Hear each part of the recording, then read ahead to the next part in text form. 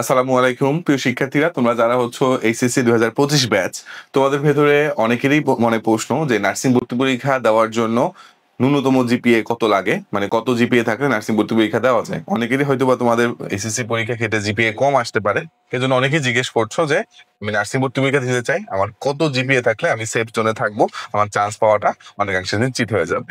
তো আমি সেই জিনিসটাই তোমাদেরকে দেখিয়ে দিচ্ছি। তো এটা খুব সুন্দর করে আমাদের বি ব্রেইনারে আমাদের ধরো একটা কোর্সের নিচের দিকে আসলেই আমাদের যে ফার্স্ট টাইমারদের কোর্সে আসবো। আসার পরেই তুমি এখানে খুব সুন্দর করে তুমি এফএকিউ আছে যে সাধারণ প্রশ্ন উত্তর, এখানে তোমাদের মনে যত প্রশ্নগুলো আছে সব প্রশ্নের উত্তরগুলো একত্রে পেয়ে যাবা। যে তোমার আবেদনের যোগ্যতা, এখানে দেখো আবেদনের যোগ্যতার ক্ষেত্রে একটা বিষয় খেয়াল রাখতে হবে যে তুমি যদি বিএসসি নার্সিং এ ভর্তি পরীক্ষা দিতে চাও, তাহলে তোমাকে কিন্তু বিজ্ঞান বিভাগের স্টুডেন্ট হইতে হবে। আর্টস বা কমার্স থেকে বিএসসি নার্সিং এ ভর্তি পরীক্ষা দেওয়া যায় না। আর আর্টস বা কমার্স থেকে ভর্তি পরীক্ষা দেওয়া যায় এই ডিপ্লোমা ইন নার্সিং অথবা ডিপ্লোমা ইন মিডওয়াইফারি। তার মানে নার্সিং এ টোটাল 3টা কোর্স। এই 3টা কোর্সের মধ্যে আমাদের সায়েন্সের স্টুডেন্ট দিবে বিএসসি ইন নার্সিং এ, আর্টস কমার্স দিবে হচ্ছে diploma in nursing and midwifery, আর শুধু মিডওয়াইফারিতে এই আর্টস এবং কমার্স স্টুডেন্ট। জিপে যদি বলি দুইটা মিলিয়ে বিএসসি ক্ষেত্রে 7, মানে টোটাল 10-এর মধ্যে 7 থাকলে তুমি এই বিএসসি নার্সিং এ তুমি আবেদন করতে পারবা। কোন পরীক্ষার জিপিএ তে কোন সাবজেক্টে যাতে অন্ততপক্ষে যে এসএসসি বা এইচএসসি তে কোনটাতে যাতে হচ্ছে অন্তত 3-এর নিচে না থাকে, এবং এর কমে জীববিজ্ঞানে অন্তত তোমার জিপিএ 2.5 থাকতে হবে, এর কমে থাকলে হবে না। এটা হচ্ছে বিএসসি নার্সিং এর জন্য।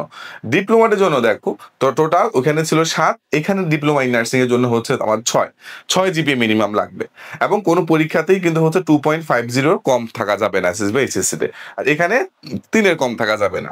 এন্ড ফাইনালি আমি যদি বলি আমার মিডওয়াইফারিতে এই ডিপ্লোমার মতোই 6 থাকতে হবে, কোনোটায় 2.5 এর নিচে থাকা যাবে না।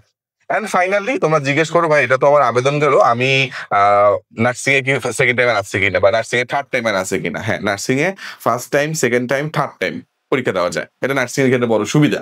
এবছরে সেভাবে যাবে। তোমার এবছর যদি তুমি এসএসসি তোমার এসএসসি 2025 সাল, তার মানে তুমি এবার এসএসসি পরীক্ষা দিছো, তার মানে তুমি এটাই পড়ছে। আর তুমি যদি এবছর এসএসসি পরীক্ষা দিয়ে থাকো, তার মানে এসএসসি পরীক্ষা দিয়েছো 2023 সালে, তার মানে এইচএসসি 2025 আর তোমার এসএসসি 2023। অথবা তুমি যদি গত বছর পাশ করে থাকো, ইন্টার পাশ করে থাকো, তাহলে 2024, তার আগের বছরও যদি তুমি 2023-এ পাশ করে থাকো ইন্টার, তাও তুমি হচ্ছে নার্সিং ভর্তি পরীক্ষা দিতে পারবে।